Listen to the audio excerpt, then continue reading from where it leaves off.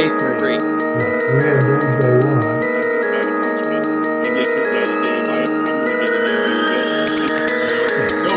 No question in my mind. He came from one of the toughest areas of Phoenix, both defensively and of course. Praying for his safety and on the defense, talking about it. You better get your ass the ball. You better get your ball. I just gotta say, when it comes to forward Different.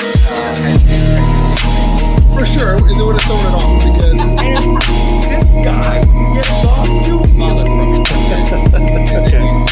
and I go to bed every night like G man, I promise you that we got a special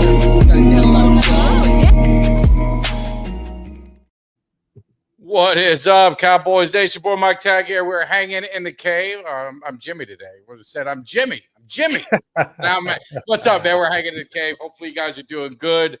Of course, you got your boy Mike Tag here with Jimmy Dee. We've been on a little bit of a hiatus, a little vacation, but did a little show to work the rust off yesterday. Had a great time hanging with the crew and obviously G-Reg, and now we got Jimmy Dee back in the house. So the family's back together. We're getting this thing rolling. The season, training camp, all that kind of stuff. So yeah, what's happening, Jimmy?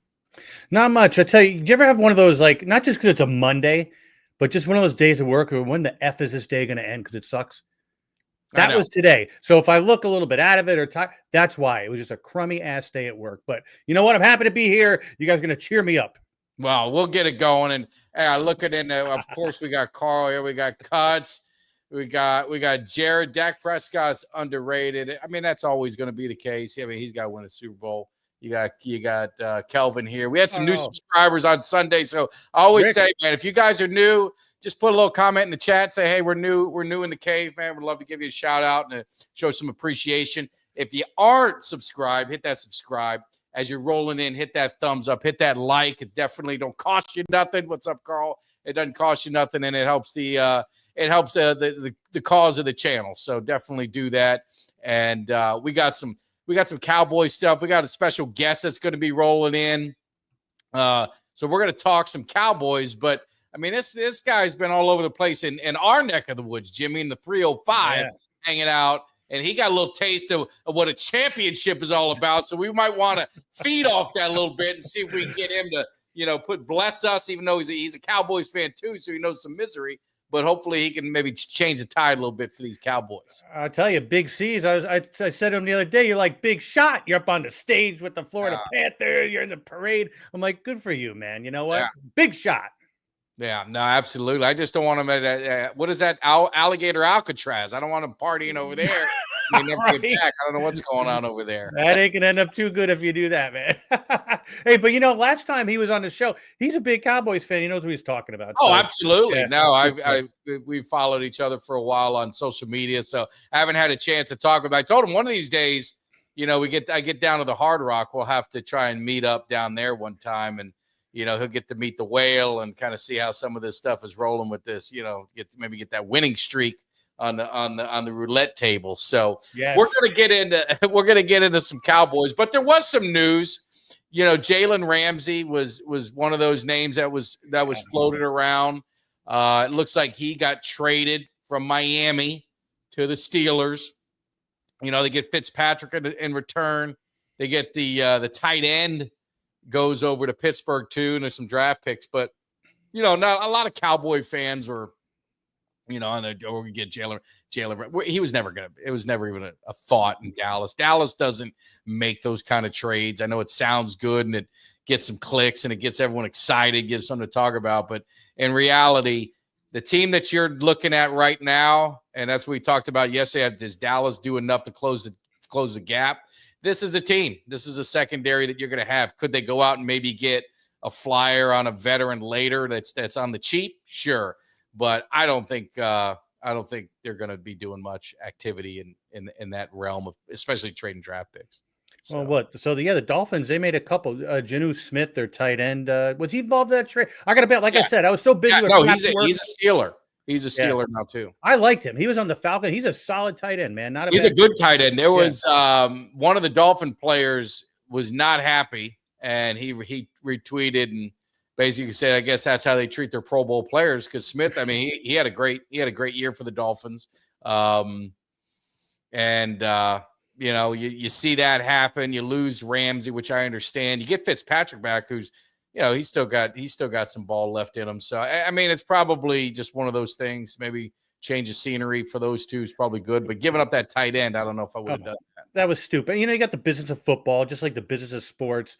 You know, it is what it is, and there's player movement. It sucks, and that's why, like you said, we buy jerseys with the logo on it, not necessarily the name on the back, right? That's right. I'm OG now, Jimmy. I'm going OGs from now on. I'm going with Cowboy legends. I got Eugene the Hit Machine Lockhart, and we'll get that. But I wanted to address a couple things. You're rolling through some of the comments. Sorry, yeah. There's a way, and I didn't want to do it because I haven't tried it yet. But see, there's a way that we can get the comments to show up on the stage. See how they did that, Jimmy? You like that? They down in the corner. Oh, okay. Yes. And you can scroll through. I just got to tweak it a little bit, so I didn't want to go live with it yet. And then we got a guest. I didn't want to screw it all up, so I'm gonna mess around with it and see if we can get that going. But there was a comment about Dak Prescott. I'll get it. I got it. I marked it. Throw that up there, my man Jared. You know, like that, but you know, this is one of the problems, and I think they're going to be having that Dallas Cowboy, documentary coming out, and that'll be hitting out there with Jerry Jones, and being a Cowboys player the pressure is unbelievable, but being a quarterback of the Cowboys is tenfold. It's like I said about Tony Romo. I mean, if Tony Romo was on any other football team, I mean, you'd be arguing Hall of Fame. I mean, the numbers, what he put up, being an undrafted player, he's an overachiever. And because he's the Cowboys, he's going to be looked at different. And Dak Prescott's going to be the same at the end of the day. And, we had Kevin Gogan on, and he talked about it. If you're the Dallas Cowboy quarterback, you're going to be judged by championships. And if you don't have championships, you're going to go Dak Prescott will fall in line with Danny White and Tony Romo, and that group. And that's just unfortunate, but that's just the way it is. But he is underrated in the eyes of the media. I mean, he gets a lot of unnecessary hate. I don't really, understand it. But I don't know. But that's just my opinion. Jimmy, you're an outsider. I don't know your thoughts on it. Oh, but I mean, it's like anything. I agree with Dak Prescott made it to the second round twice. I mean, when you're on the big stage, if you're a Cowboys, the quarterback of the Cowboys, or a pitcher for the Yankee, of course you're going to have the spotlight on you, right? I mean, that just goes with the territory. You know, basketball, if you're on the Lakers, if you're the star on the Lakers, you're going to have a spotlight on you. So it just that's par for the course. And it's a team game.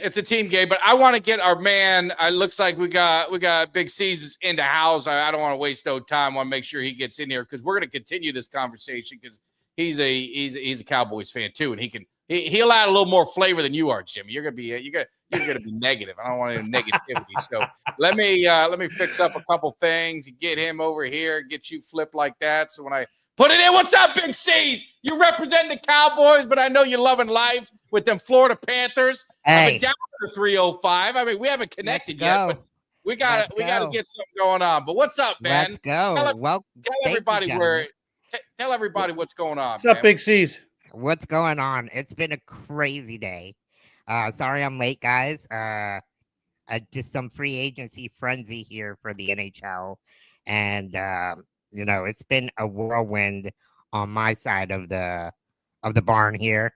But yeah, man, I'm so excited for the Cowboys season, kind of like to take it away from hockey a little bit before we get into that whole story and how it all happened. But man, I am so stoked for this year for the Cowboys. And guess what? We're going to have Big Ceaz this year. And when Big Ceaz is part of the team, big things are going to happen. I expect buckle up, boys. Buckle up. It's going to bring that good look from the 305. From the 954. 954, baby. When we grew up, I don't know how old you are, but when we grew up in South Florida, it was all 305 up to Palm Beach. And then then it real was, time. That's right. No, yeah, Five. for sure. I Yeah. actually ended up moving to Florida in 1992, 2 weeks before Hurricane Andrew hit. So Oh, wow. Really? that was literally my welcome to Florida moment. And been a Cowboy fan for a long, long time. Got to see them win those 3 Super Bowls. So it's been an unbelievable year. Shout out to my fans out there who've been watching me on X or Yeah. on Instagram. Man, it's been crazy. It's been insane. Well, let me just tell you, I did share a story. I'm a season ticket holder for the Cowboys, and they jacked my seats up a little bit more. And I sent them an email, and I wasn't criticized. I just said, hey, man, what are you doing for my experience? What have you done to improve my game day experience? Nothing about the team. I just want to know what you did. And Right. the comment they gave me, they just replied back, if you're unhappy, here's a website you can sell your tickets. There was no, that was the answer. So I called the Tampa Bay Lightning. I know you don't want to hear this, Big Ceaz, but I'm in Tampa, so that's what it is. I called the Tampa Bay Lightning. I got room in my chair back here for you, Mike. Well, this is what might happen. So this is what I might have to go pick your butt up in Tampa. I'll drive you to Sunrise. All right. There's plenty of room back there. This is the thing, though. So I am. They rolled out the red carpet. They champagne and all the stuff. But unfortunately, their season tickets are booked. I mean, I'm on a waiting list now. And I just got an email that there's no openings yet for the area that I want to sit. So right now I'm on the outside looking in, and I'm thinking, well, man, should I ride the bandwagon? I get down to Sunrise. My brother lives down there. I'm at the Hard Rock almost every other week. So maybe I need to look at the Panthers. I need to broaden my horizon, get what's going on. Hey, there's plenty of room here. You can come with the boys here. Brad Marchand. He's signing for a 6-year deal. We got Sam Bennett coming back. Aaron Ekblad. Like I said, Mike, I'll bring your ass over. I got plenty of room back here. Can I just say something? The general manager of the Panthers, I would take him on any one of my teams. This guy makes friggin' magic happen. How he's retaining all these guys. How crazy is it that he didn't win the general manager of the year 2 years in a row now? They give it to the guy in Dallas. No offense to you guys in Dallas. False lies and propaganda. It is false lies. But hey, let's get it. We got a super chat. Someone's being sympathetic to the cause of our Cowboys Cave tailgate party is going to be in September. I don't know if you ever get out to AT&T, but if you do, Big Ceaz, we need to get you out there for a tailgate party. That's definitely my dream. I've never been to Dallas, so it's definitely my goal to go out there and catch a game and definitely hang out with you, Mike, and the crew over there. We would definitely have a ball for sure. We'll make it happen. Jimmy, read that for me. Okay, Mike. So we have Mark. Aloha, Mark. Mark Aloha. sees 2 weaknesses: defensive tackle, running defense, and running back. Blue not beating out our 2 running backs now is a concern. Running back by committee means we have no proven guys. Disrespect. All right. I will give my opinion, but then I want to jump back to our Dak Prescott. We'll get Big C's opinion as well. Then I want to get back on what we were talking about in our last, before you joined us. But defensive tackle is absolutely a concern. Us stopping the run, and I'll parlay that in a Dak Prescott conversation when we get in there. When I'm talking about running the football, I'm not opposed to running back by committee. As long as you have the 2 right guys. There's been plenty of Super Bowl championship teams with running back by committee, Thunder, Lightning. I think they got the Lightning in blue. He's a game breaker. I don't like Texas, but I'll play ball with him because that guy is a home run hitter. You understand what I'm saying? So I don't mind blue. The question is going to be the X factors. Who is going to be the workhorse? Javonte Williams, I'm a Miami Hurricane fan. I've said it a million times. I watched him absolutely annihilate McCain's. He was big coming out of college. He's been in Denver. My brother's a Broncos fan. He liked him. He said the only issue is he's had injuries. Injuries are a problem with him. And if he can get over that, then he looks good. Outside him, you got Maffa, you got Miles Sanders. I don't know. That's where the trouble could start as far as being a true RB1. Big Ceaz, what's your thoughts on the Cowboys in those 2 areas? Defensive tackle has been my number 1 priority in free agency, and I thought that they didn't really do a good job addressing that. Now, we did sign Odigizua to a nice, friendly deal, but besides him, who do we really have? Mozzie Smith hasn't really done anything for us lately, and he still has to prove himself. And behind that, what are we going to rely on? 2 7th-round picks? That's not going to help. So there's still a Calais Campbell out there, from what I'm hearing. Didn't he sign? I thought he signed. He signed. Did with he somebody. sign? I didn't know that. I don't think he did. He somebody. Let me look. I'm almost positive he did. Look that up, Jimmy. Check the tape. I'm pretty sure. He's from No, but Miami. there's- Pretty sure it so, because I Kelly mean- and I were bitching about it. I'm pretty sure he signed with somebody. Okay, so if he did sign, then that's unfortunate because I thought that would have been a great pickup, especially with his leadership, right? Yes. And with the way Schottenheimer is running things around here now. So yeah, definitely the running back Cardinals. situation. He did sign with the Cardinals. Didn't Oh, even okay. see that. Wow. Wow, that's crazy. Good for them. But going to the running back situation, I'm okay with that. The running back by committee. There's several Super Bowl teams that won it with just multiple backs, right? Like you said, Mike. And you got to give Blue a chance. Blue is not going to be that pound the ground, get yards kind of guy. He's a guy that you can put in the slot, move into motion, and he's a ball catching threat. Something that Tony Pollard had, right? So he's going to have that kind of a role. And if we can get Moffi or the guy from Clemson and, the guy that we got from Denver, those are the pound and ground guys. And with the more improved offensive line, I think that's going to help the running game. So, and look, everybody's saying that Blue isn't doing anything. They're not even in shoulder pads yet. Training camp hasn't even happened yet. So we can't judge by what they're doing in shorts and T-shirts. So that's my thing. No, I agree. And Danny Henry brings up a good point. Depends on the offensive line play. I mean, that's the bottom line, right? Yeah. Well, and the thing you got to look at too, and we, for these running backs, offensive line is going to matter. And offensive line was better. If you looked at the last part of the year, the offensive line got better. And then you're adding Booker to it. So I feel good about this offensive line. I think they'll be fine. They are built to run the football interior out, obviously with BB, with Smith, and now you got Tyler Booker. Steele is more as a better run blocking tackle than he is a pass protector. Guyton, you got to, obviously you're hoping he takes that next step. But going back to Dak Prescott, and I'm trying to go look back and see who I'll get it. That comment, because it is something, because a lot of people will criticize Dak Prescott, and I was on one show and we kind of, we were breaking everything down, and look at the games that the Cowboys lost in the playoffs. Their run defense, I mean, they got shredded. I mean, dude, they had no choice. I mean, and even against the Packers, right?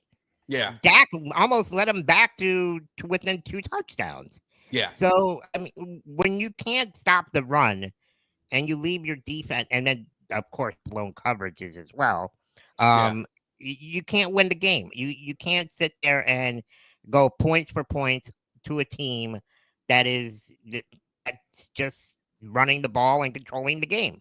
And that's something that Dallas has struggled for every time they're in the playoffs. Their run defense has been susceptible. And that's something that needs to improve, and I haven't seen it this year yet. Yeah, no, that's something that they're going to, and that's the thing with the run defense. I mean, I remember the Rams game. I remember the only game that I would say Dak Prescott, you really, you shit the bed, for lack of a better word, was the game I was at San Francisco. Yes. When we had him in Dallas and we're going to bet against Garoppolo. Dallas was the better team. Now, Dallas was the better team against the Packers too, the second time around. Dak didn't play well in that one, but those other games, I mean, it's a team game, it's a team problem. But Dak, the only issue I have with Dak, and I see we got a super chat, so I'll definitely get to it. The only problem that I have, and we'll get to that and then get your comments, Big Ceaz and Jimmy, is the leadership. Like when CeeDee Lamb, when they got off to that shaky start, Dak Prescott goes to the sideline instead of getting in CD's face and like, let's work this out, man. Let's, like Troy Aikman used to get in people's faces. Yeah. Roger Staubach, Tom Brady with Peyton Manning, the great quarterback. You got to get in the face and you got to have some accountability. He kind of sits off to the side. Then he gets that kind of blank look he has, and he's looking up in at the Jumbotron. That's the part that frustrates me with Dak Prescott, because I know he's a leader. I know, but he's got to exert that on the field. That's one of the biggest things. But I want to get your comments, but we got a great $20 super chat, so we've got to we got to address it. What's it say, Jimmy? So Madman Gaming, he gives Dak. This is him talking. I give Dak more flack than he deserves. Lots knows I do, but look at what he's done as a fourth rounder. He has had awful coaching, scheming, defenses, and has been in the weakness his whole career. Our defense is boom or bust. I mean, not many arguments for me on a lot of that. So, Big Ceaz, what's your thoughts on this, but just kind of what I was talking about with Dak and the playoff struggles? No, I can kind of see that where your point is, as that game in San Francisco when nothing was really going right offensively, and I believe he had a man wide open when he threw that interception in the fourth quarter. Who was it on the other side? Hilton. He had Hilton wide open on the seam and just decided to go where the linebacker was, and who's our arch nemesis again with San Francisco. And it was literally close from even completing that pass anyways. But no, I think Dak Prescott's leadership is outstanding. It's far to none, but he does lack that Troy Aikman, like, get in your face, like, or Tom Brady, like, when he needs guys to step up. And that's something we have been missing for the longest time. We don't have those Michael Irvings. We don't have those Troy Aikmans, guys that get in your face. And I said this here, I said it on my NHL podcast. We don't have guys like Matthew Tkachuk, where Matthew Tkachuk hates losing more than he loves winning. We need those players, right? And we haven't seen it yet. And we still haven't seen it with Micah Parsons either. So, guys have got to step up. We got to start improving in that leadership aspect. And, Dak has got to take accountability too for his play as well. So we'll see what happens in the future. He has no excuses now. We got Pickens in there. It's going to help him out offensively. And hopefully with the new offensive line, Booker in there, and hopefully with BB, and we get some movement on the defensive fronts, and hopefully that opens up the pass game. But it all starts up front, and it all starts with the leadership. And I'll say one thing. Ultra Cowboy says, Big Ceaz, this guy is great. And you ought to feel good, because Ultra don't talk nice about No, he usually hates everybody. He hates everybody. I wanted to bring up something to your point. So what it is. Hey, but Jimmy, real quick, because I mean, you and I are paisans. Do I see someone from Italy? I mean, hey, buongiorno, amico mio. Come stai? Buonasera. I say That's awesome, man. I love that. So anyways, but I remember like Matt Ryan was like that. If he was pissed, he would get up in your face. You know what? I know you don't want to make enemies with your buddies. You don't want to show them up on the sideline. But when it's time to win, especially in a playoff game, you got to get in their grill or at least say something. You can't just be passive about that. No, I mean, that's been my biggest gripe with Prescott, is that dog mentality. And if he doesn't have that mentality, we need someone on the team that does have that, that's not afraid to go up to CeeDee Lamb and do that, right? And I don't think we've had those. We don't have those players. Well, we're going to bring it up talking about could 2025 be different? You get in George Pickens, right? George Pickens is going to be a guy that is, he's going to be vocal. He's not afraid to he wears his emotions, on his sleeve. He's got a little that Des Bryant, that passion for the game. So he could be that lightning rod. Then you talk about bringing in Booker, the first round draft pick, who talked about the love that he gets is watching the joy of football just come away from his opponent's face. After he just beats the hell out of them, play after play after play, the joy of football is stripped away. That's kind of the mentality and that dogs that we're missing. Now, I think Micah Parsons has elevated himself up into that leadership role as well. He's been a lot more vocal, a lot more, out there. Especially after Lawrence left, right? Because Lawrence had that captaincy, and I don't think Micah Parsons wanted to step on his toes or anything like that. So, being able to now be the leader on the defensive side, it's time to show up, Micah. This is your team now, right? So it's all go for him. That's him and Dak Prescott's team, and one of them, obviously you got your guy on your leader on defense, your leader on offense. But when shit ain't going right, you need somebody to take control no matter what. Whether it's Dak or Mike, it has to be one of those two. It's got to be. I mean, the only Super Bowl champion I can remember in recent years that won a Super Bowl without a vocal quarterback were the Eagles. I mean, Jalen Hurts. Yeah. I mean, he doesn't say shit. I mean, look how good that defense. Look how good that defense was. But we don't have a defense like Philly. And he's got Saquon Barkley. Hey, Mark, aloha, Mark, again. We don't have a running back like Barkley. So what's up, Jimmy? Mark with another super chat for $5. We appreciate it, Mark. Dak is solid, but getting the highest contract, 100% guaranteed, while simultaneously saying that money is not the issue. It's too inconsistent and two good quarters, 2 bad quarters. Inconsistency is what Mark's saying. Inconsistency, I can't argue that, but it's not 100% guaranteed money he's got. I mean, that's not it. But Ultra, you're right. We'll talk baseball later. I agree with you. He needs to be gone. But when you're looking at the inconsistencies, that's a fair argument. I mean, we've talked about it with Dak Prescott. Is he starts off slow. And he does that. He does that in some key games, and then he roars back. He did it when he was a rookie. I mean, think back to that Packer playoff game where, that was one of the best performances we've ever seen out of a rookie quarterback at that, right? Yes. But were you screaming at the TV to throw Romo in the game? No. I was. Not at all. I was. Not at all. I was. I'll admit it. Really? Okay. They were getting killed. They were getting killed. Romo was sitting on the sideline. But I had confidence in like the defense was the biggest issue in that game. Yeah. I mean, once Dak started getting comfortable and they started doing more play action, and that's what that's the thing is, Dak is really comfortable in the play action, and with Mike McCarthy, he did not really have that in his game plan. Different style of offense. And I think with Schottenheimer, they're going to bring more back of that play action because he's a lot more comfortable rolling out. And you've seen that. What was it, that Giant game a couple of years ago? He threw that cross the field pass to Beasley. I mean, just incredible. He has a really good ability of making plays in play action, and I think that's going to help him out this year. And balance. I think, Jimmy, you saw this. There was one. Was it Twiz? I saw. Yeah, right there. Yeah, I mean, and that's what we preached about too all offseason. You gotta you asking him to throw the ball 50 times a game is just that's not fair. It's not fair to any. Not fair to any quarterback. Fair to him. Unless you're Tom Brady.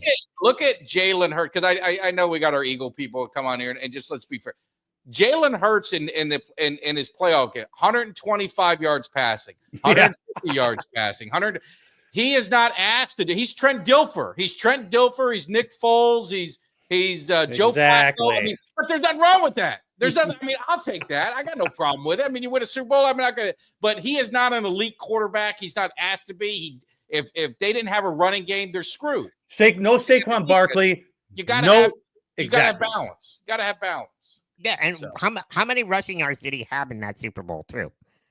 His ability to run outside the pocket, anything breaks down, he's running and getting that first down.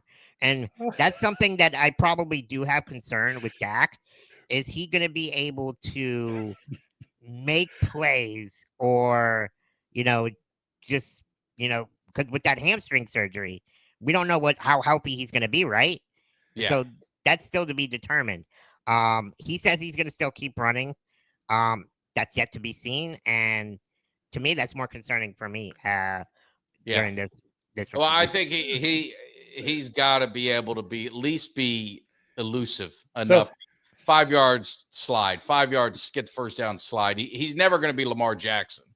What's up, Jimmy? Hey, so Ultra says that Jalen Hurts is like Jeff Hostetler. Yeah, I mean that's probably a great analogy. I missed Hostetler. And Carl seems to have a different opinion. Hurts can throw when he wants. What he wants. No, he can't. Yeah. We've seen throws that. interceptions when he that wants. happen. Okay. Madman Gaming. I feel like I'm on the stripper pole with all these super chats. So Madman Gaming, definitely appreciate it. Feel like I'm at the 11 club down there. Big. I was gonna say, am I back at 11 here? So Madman Gaming. My biggest thing about the Cowboys is you never know what team you're gonna get game to game. Before the Packers game, we looked like world beaters. After that, then the Packers game happened. No, and Madman, I was supposed to be at that game. I sold my tickets and booked my travel for the week after because I felt confident the Cowboys are going to easily win that game. And I'm just telling you, God was looking over me because had I been in that stadium watching that go down, I would, I don't know if I'd be a fan anymore. I'd probably rip all this stuff off my wall. You'd be like lowest point as a Cowboy fan was that. You'd be like Paul Bisnet in the Toronto Maple Leafs. Yeah. So, but that was, I don't know what you think, Big Ceaz. That game, I hate to look back, but you gotta look. You always gotta look back to look forward. That was probably the lowest point. Lowest point as a Cowboy fan for me was that game. Easily. I 100% agree. Especially with the way the season was just rolling. The boys were rolling. I mean, Deron Bland had a career season, right? Yeah. He led the league in interceptions, and the way it kind of sucks because the way what's his name left, defensive coordinator that's coaching in Washington now, Quinn. Yeah. He had the right defensive players on there. The only thing is what hurt us most in that game is not having Leighton Vander Esch. Vander Esch, I believe he left the season with the neck injury. He retired the year after. We didn't have the linebackers, so we were literally playing with safeties as our linebackers. So I mean, it's hard to stop the run when you're having safeties in the box. So what do? Play action. And that's where I blame the management because we all saw that happen. The linebackers getting hurt, and they did nothing. They thought they could mask it with some safeties. You're not gonna. That ain't gonna work. That ain't gonna work. And there was reports after that Bobby Wagner wanted to sign with the Cowboys, but of course, Dallas was being too cheap and didn't want to put up the money. And who knows what would have happened if we had Bobby Wagner? Maybe things would have been different. Yeah, no, absolutely. Now it's Hurts Hostetler. I like that name. Can we make that permanent, Jimmy? Hurts Hostetler. Yep, Ultra. That's a permanent. I do like that. I'll give Ultra full credit, of course. Of course, exactly. He's copyrighted it. We got to give him credit. But look, wait, Carl Smith. Now this is a new one. I never seen this word. Carl Smith. Duh. He's been to 2 Super Bowls. I just like the duh. I've never had that in the comments. Oh, I don't know. Yeah, I like that. I don't know. Carl, he's right.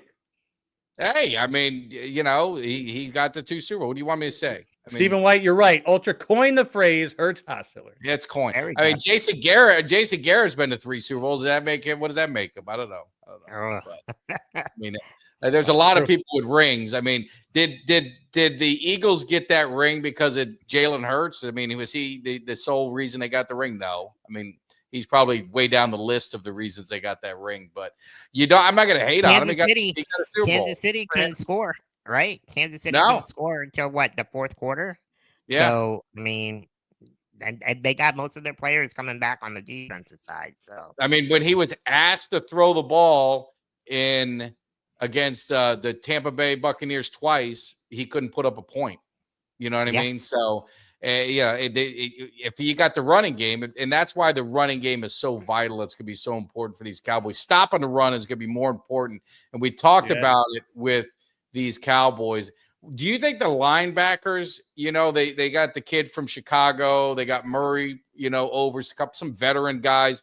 And you look at Eberflus's scheme, and this is what I always like to ask some Cowboy fans is, do you believe in scheme or players? Do you think Eberflus's scheme can mask some of the deficiencies that maybe they have in talent, because he took the Colts defense and they were a top 10 defense year in and year out with not a lot of talent. He flipped the Bears defense from worst run defense to the one within a year. I mean, he's not a great head coach, but he's always been a very solid defensive coordinator. He's been called the linebacker whisperer, right? He worked with a lot of linebackers and had great careers with them. So, I mean, what's your thoughts on Eberflus and his scheme? Could that be a difference maker for this defense to help mask some of their run defensive problems? I actually love it. When they went out and they said that they were looking at Eberflus, I wanted him as our defensive coordinator before he left Dallas, back when Bill Parcells was here, because I thought he was tremendous helping the linebacker core back then, right? So when we lost him, I was pretty upset, and I was like, man, this guy's going to be something. And he proved it. He proved it in Indianapolis, and he proved it in Chicago. Now, did he win any Super Bowls? No, but he was the head coach, so maybe it's a little bit different here now that he gets to control just the defensive side. But I think it's mostly scheme, because we've seen it with Quinn when he came here, right? His scheme he just ended up masking the team with whatever we had. We didn't have the greatest roster on the defensive side, and for what he did in those 2 or 3 years was remarkable. So I think his scheme is built on turnovers. Yes, it's all about turnover. His run defense. I mean, you can look at him at Washington. They can't stop the run for Quinn. It was like that in Atlanta. It was all about. But he's a playmaker, right? Jimmy, you had him there. He's a playmaker. That's playmaker right. Defense. That's exactly what it is. Punching balls out on the after the run after the catch. That's his thing. Yes. Eberflus too. He loves turnovers. Thanks. Not as much as Quinn, but he does like turning the ball over. So that's something that we're going to be seeing again, which we didn't really have last year, right? Credit to Mike Zimmer, because he did a tremendous job against the Commanders. I think we were the only team to hold their offense to like under 300 yards or something like that.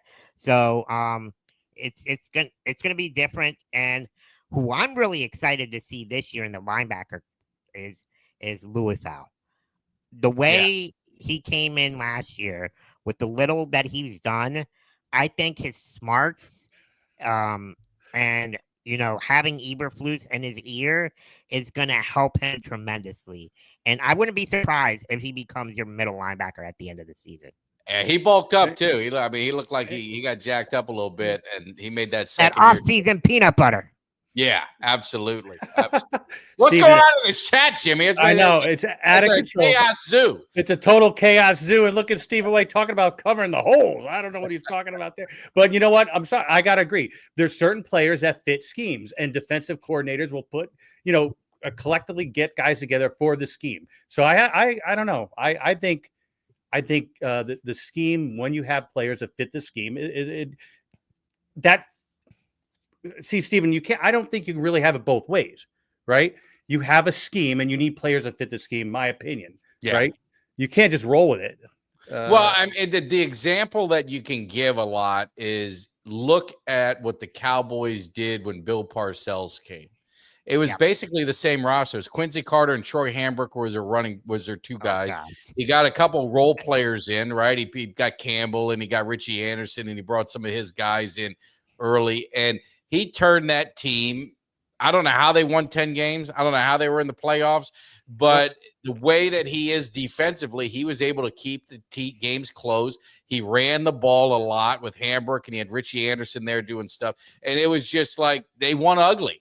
They won very ugly games, but he was able to turn it around. So a scheme is football to me, and I don't know hockey much, so I'll let you two tell me hockey, but I mean, baseball, you got your guy. If you got Nolan Ryan on the mound, you got Greg Maddux, Pedro Marte, you're going to be fine.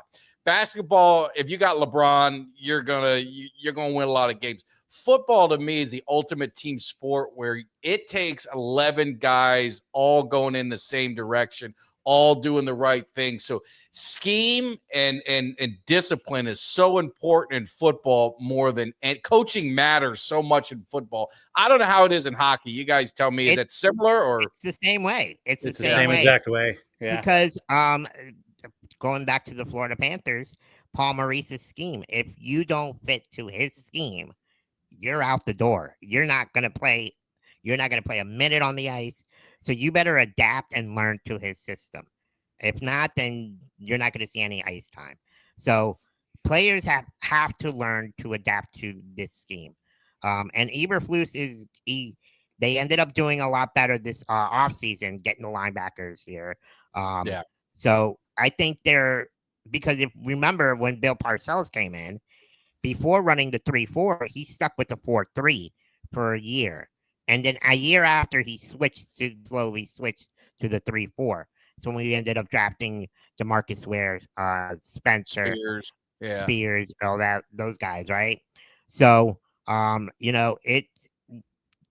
we did a good job of filling in those roster spots, of switching the players to Eberflus' scheme. Now, there's a question with with a Louis Fowl and a couple of other players, but ultimately that's what training camp's for, right? And that's what the off season's for. So we'll see what happens. Yeah. The one thing too is they're so heavy on edge rushers and kind of those tweeners. I don't know if they would do it, but could you see them running some hybrid 3-4 with Easy E, as one of those linebackers, and obviously Parsons and could you see them mixing things up a little bit to try and take advantage of some mismatches and stuff like that? Especially with the linebackers that we took, and especially our second round pick there, right? Yeah. Because he's a stand-up outside defensive end linebacker, sort of. So no, he's not a big Easy E is not a big guy by weight, but he can bend and he's fast. And he can cover too. So I definitely do see that happening. And Eberflus he's known to run both 3-4 and 4-3. So I wouldn't be surprised if they mix it up there. Yeah. No. Hey, is anybody out there hearing anything? Because there was a trade rumor the other day, 3-way trade. Kyle Pitts involved in it, and the Colts and the Steelers or the Bengals. If there's any update on that, I thought I saw something when I peeked down on my phone, but I don't want to be in my phone right now. So if anybody sees that, please let me know. I know Jonnu Sanu just got traded to Pittsburgh today. Yeah, he's in Pittsburgh. So Henry, will Eberflus let these guys play freely? I think he's. I think he's that kind of coach. Do you think he's going to put these guys in positions and kind of let Micah Parsons be Micah Parsons, let him move around a little bit? Hopefully he does. Yeah, I think it's more of a cover 2 system. So, we're definitely going to have 2 safeties back there.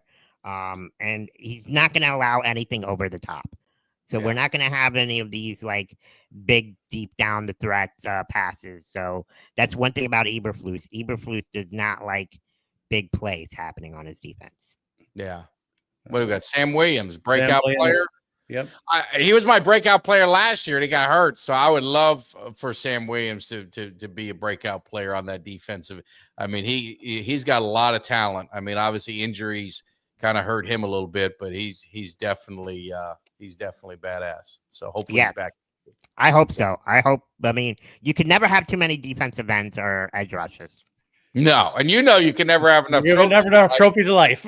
With your, with your Stanley Cups that you've got there and enjoying it. So let we got Big Ceaz here, so we want to change up a little bit. Love our Cowboy talk. If we keep going with it, we can. But I gotta just ask. I grew up down in South Florida, so I was, I'm looking at some of these places. I'm seeing them in the elbow room. I mean, Jimmy and I it got wasted. Ended up.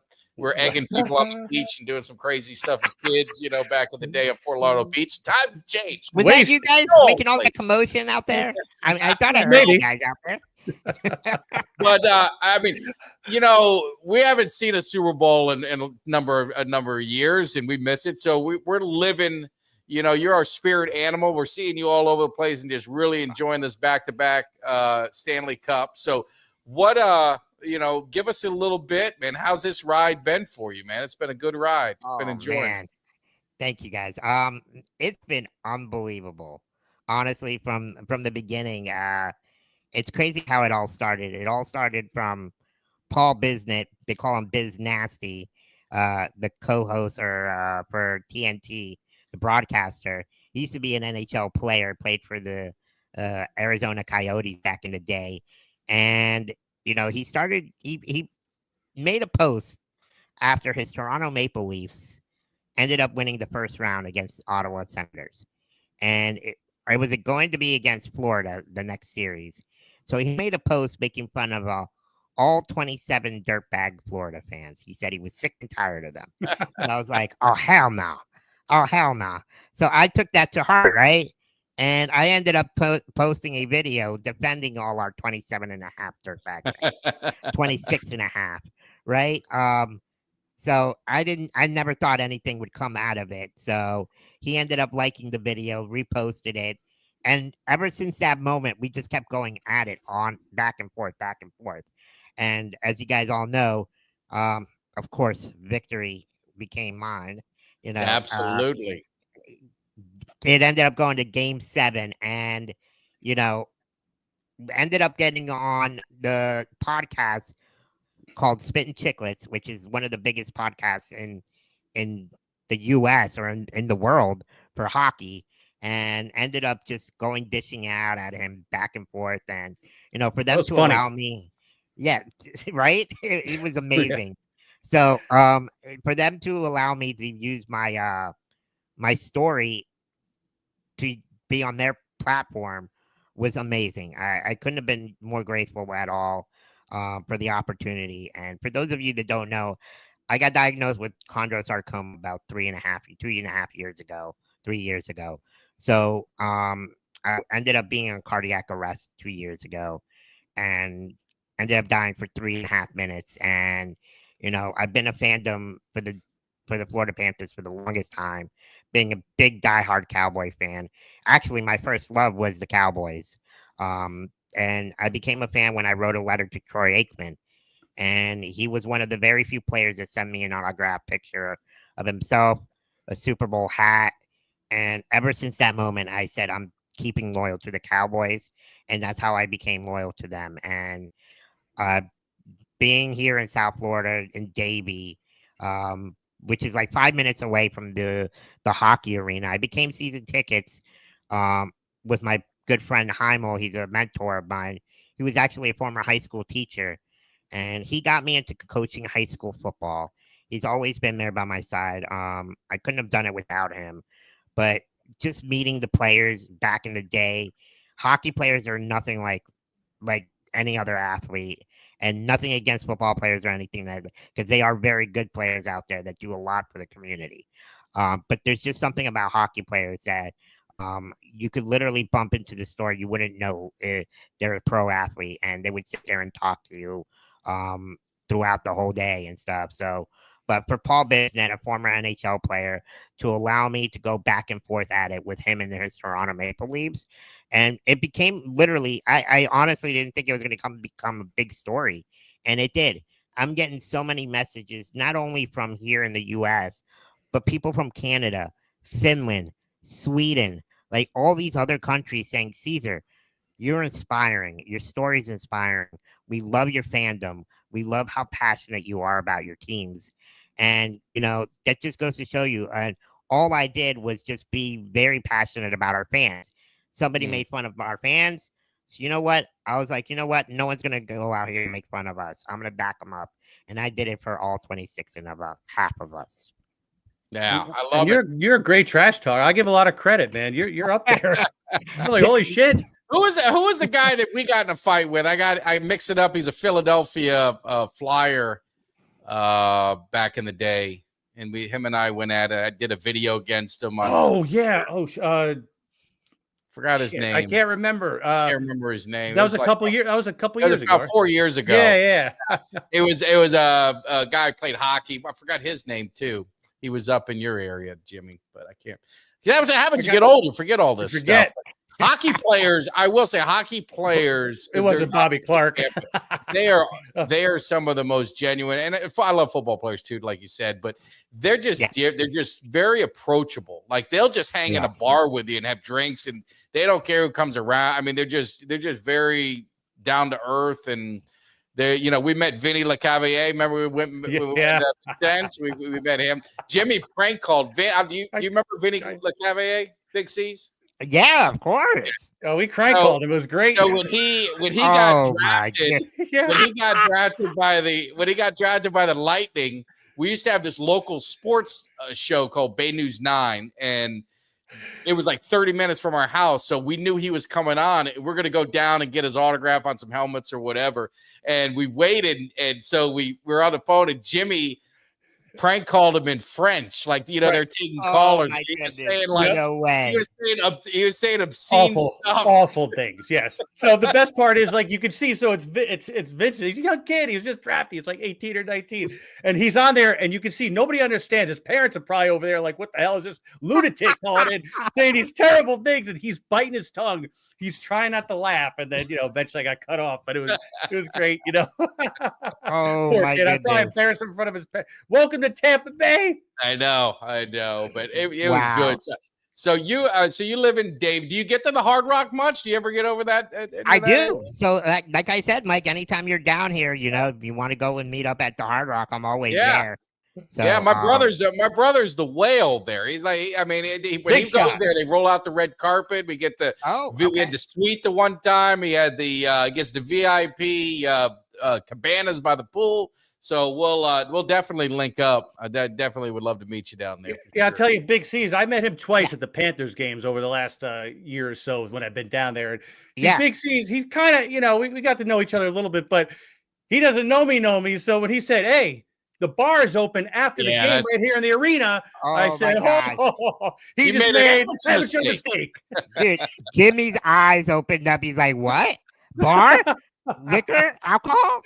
Where?" After the third period? Yes, let's go. Dude, we had such a blast after that game. Oh, that was a good time. Live entertainment? Live entertainment. It was amazing. It was amazing. The Florida Panthers organization has done a really good job of just presenting not only their team, but they made it fun for the fans. And that's something you, as a fan, being a season ticket owner, if you're going to pay that much money for tickets, you want to make sure it's all worth it, right? And the owners have done so. And with what they're doing today with signing all of their 3 players on unrestricted free agents, it's a home run. I mean, the owner even said, Caesar, because I ended up getting to hang out with him after, and he's like, "Don't think we're just done. We're going for 3." And he's like, "I'm going to do whatever it takes to spend all that money." And that's kind of what we've been waiting for in Dallas, right? Yeah. We're waiting for one. we're waiting for Jerry Jones to spend to the cap. Like, how many years have we seen they have so much money left over in the cap and they just don't do anything? So, it's all about winning. It's all about bringing that winning attitude. And we seen it last year with Washington. They changed ownerships. What happened to that whole team? The culture changed, the winning attitude, and things started to happen differently. But I can't say enough about the Florida Panthers and their organization, top to bottom, one of the classiest organizations. And for Matthew Tkachuk, and I don't know if you guys seen, but they literally brought me under their wing. They waterboarded my ass in Club 11. I saw that. One of the best moments of my life. I mean, That's for a awesome. team, for a player to take me into the party, into the action, not only be able to drink from the Stanley Cup, but just being able to hang out with the guys the whole night. And I thought that was awesome. I thought that was a cherry on top. Here comes the parade. Him and his family spot me from the bus. He comes down, stops the bus at the end of the parade, comes and walks all the way back to where I'm at. And he says, "Ceaz, get your ass out here. You're the reason we won. You're our MVP. If it wasn't for you cheering on for us, defending us, and all those shit talks you had with Paul Bisnett, you're the reason why we won."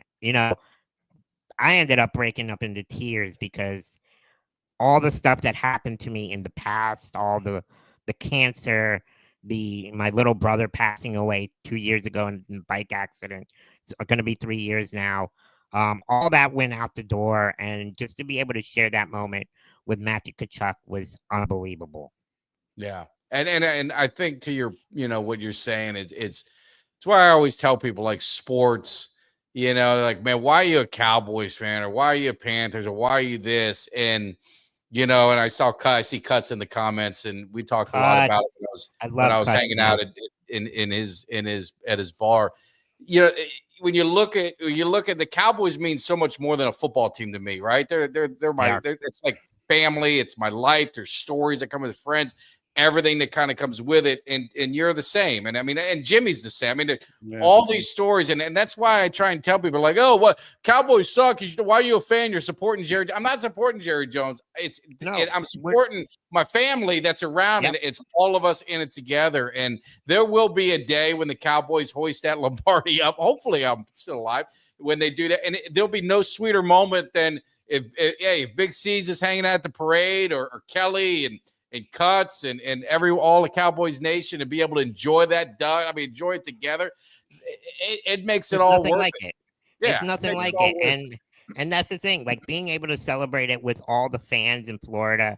Like, I even did a speech after, and I was like, I did it for all the fans, all the love and support. Like, for me to use my platform, and which is why I started my YouTube channel, because I want to be able to tell stories, not just like mine, but other people, other sports athletes, reporters. Like, what has sports done for you? It's not just about winning or losing, right? It's about what positive impact has sports done for you. And that's so important, especially nowadays. And, you know, if we can just get away from our everyday life and tune in for either those 2.5, 3 hours, enjoy a sport that we love with our friends and family, people across social media. I mean, there's nothing else like it. And, you know, I wouldn't be here today if it wasn't for sports.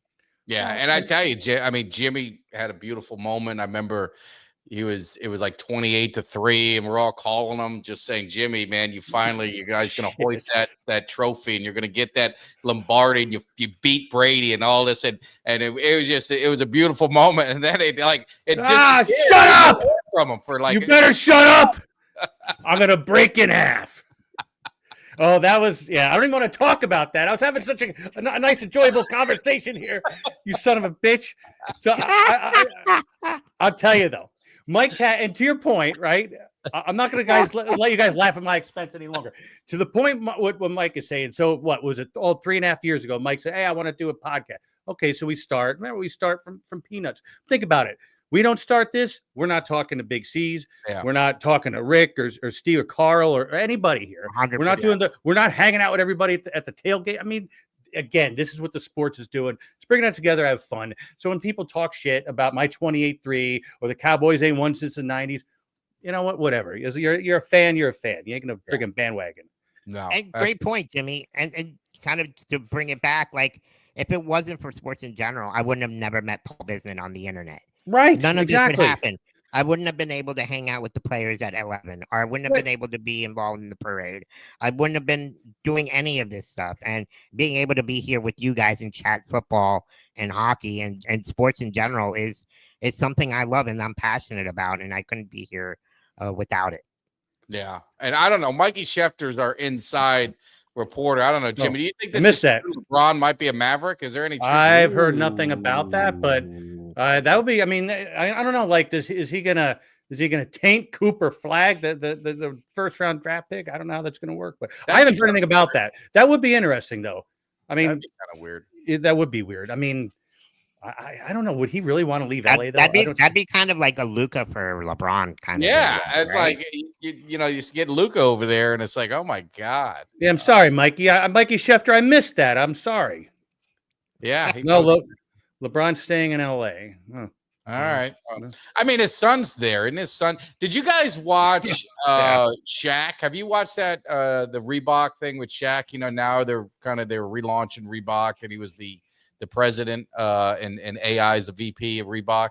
It's on Netflix. Actually, a pretty good documentary. They did like a 6-part thing. You guys should check it out.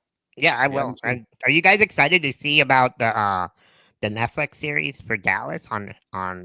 Isn't it supposed to be coming out soon? It's coming out August 19th. But Big Ceaz, I mean, you and I are in that same, in that we're not, I don't know, same generation, same ballpark. We live that. I mean. Yeah. What are you going to hear that we don't already know? I mean, it'll be, it'll get you hyped up for the season, but we know the White House. We know how Jimmy Johnson was. We know the cow. We know how Jerry destroyed, a good thing. So I don't know if I want to relive it. It'll probably get me all angry about what put a bed. I mean, It might get you some it might be some PTSD there. Yeah, I don't know. We got one more last super chat before we start rolling out. What's up with that, Jimmy? All right, so Mark, aloha again. He would bikini wax the entire cast of VIW. Help me out, VIW. Just to be View, maybe it's the View. Oh, the View. Oh, okay. He would bikini wax them just to see our boys reach a Super Bowl. Been a fan since I was 10. He's 55 right now. JJ is the biggest obstacle. And he is. I said this team needs to rally around, and they got to win in spite of the ownership. Oh man. So question, because I know everybody's against Jerry Jones and what he has with the team, but I'm honestly more afraid of what Stephen Jones would have. Oh, absolutely. Absolutely. I mean, because there's rumors that he didn't even want Deion Sanders here when Jerry Jones got him here. So no, he didn't. And the problem with Stephen is he started to he used to be in the background, but now he thinks he's smarter than he is. He calls himself a capologist. Yeah, he's more cheap than Jerry is. So I mean, it's his inheritance. Will they sell the team? Maybe he sells a team, but they never would. But yeah. I don't know. I think PJ, I'm more you never know. You never know. So is it popping up after thinking about bikini wax in the View? What's popping up now? I don't believe it. My goodness. Guy. Oh, Carl, even Carl. We're gonna laugh at a Carl. That's the best part. But hey, we're having a good time with Big Ceaz. So Big, tell everybody where they can find your social media if they don't know already. I know you're blowing up YouTube, all that good stuff. Where can they get all your stuff, man? They can follow me on X at Big Ceaz, BigCeaz, or on YouTube at Big Ceaz. And on Instagram, I'm at Caesar_inspires. You guys can find me there as well. You guys can put the link in your description if you'd like. I'll send it over later. But yeah, you guys can find me there anytime. So yeah, basically on X. Awesome. Yeah. Well, it's always. I'm glad I was tardy or I was absent the last time you were on the show. I was going to say, Mike, it's been a while. I'm like, I've been wanting to get on with you and talk some football here. You're a big Cowboy fan. I love your hype videos, man. They get me every time. So, anytime you're down in South Florida, we got to do one together. So, yes. Well, you got my email. Shoot me your number and I'll send it back so you know who's texting you. But I cover, for work. I'm in South Florida all the time. So it'd definitely be cool to meet up for a drink or something or at the Heart. You gamble at all? I mean, you run anything or what do you do? I haven't gambled in a while, but maybe you could teach me a few things here. Or maybe I get the whale out there. It'll either make you broke or rich. It'll be one of the two. You'll get one or the other. It'll be fun. Whale's doing all right, man. If not, we'll just take Jimmy with us. We'll use him as a collateral. Absolutely. We'll definitely, we're gonna make it happen, and hopefully, I'm gonna try this hockey thing, and maybe we'll see each other at a game, and hopefully a Cowboys game. Get you definitely out to the Cowboys game. So, how do you travel? Are you able to? You got your friend comes with you to games, or what do you got? Yeah. So, we'll make it happen. I'll probably have my buddy. He helps me, picks me up and stuff like that. If we can make it happen, we'll definitely do it for sure. All right. Well, let me know because whatever I can do to help make it happen, we'll definitely do it. Would love to get you out there for a game. So that'd be awesome, man. That'd be awesome. Thank you, guys. All right, Jimmy, you got any final words, Jimmy D? No, good stuff, Big Ceaz. I'm glad you're out. Like I said, the cave loves you, so I'm sure we'll have you back in it sometime soon. Yeah, definitely. I'm glad everything's going great. That's awesome. I'll be making some Cowboy content this year, so beware. Well, we'll check it out. We'll definitely be doing it. It'll be great, and we're gonna get this hype thing. You'll be the good luck charm for us as well. We're gonna turn this ship around, and we're gonna get ourselves a 6th Super Bowl championship. That's for sure. But for you guys, man, hit that like on the way out. Hit subscribe. All our new subscribers definitely appreciate all the love. We'll be back live Wednesday. Kelly K9 and I'll be back in the city. So we're running full stream now. My vacation's over. We're going to be hitting training camp. We're going to be doing all this stuff. And we've got George Teague's going to be coming in. We got a couple other Cowboys I'm working on getting into the cave. So it'll be a lot of fun, but appreciate it. Big Ceaz, thank you. Jimmy D. Until next time, you guys be good, Cowboys Nation. Peace. Give me somebody that's hungry. Give me somebody that's hungry. I need somebody.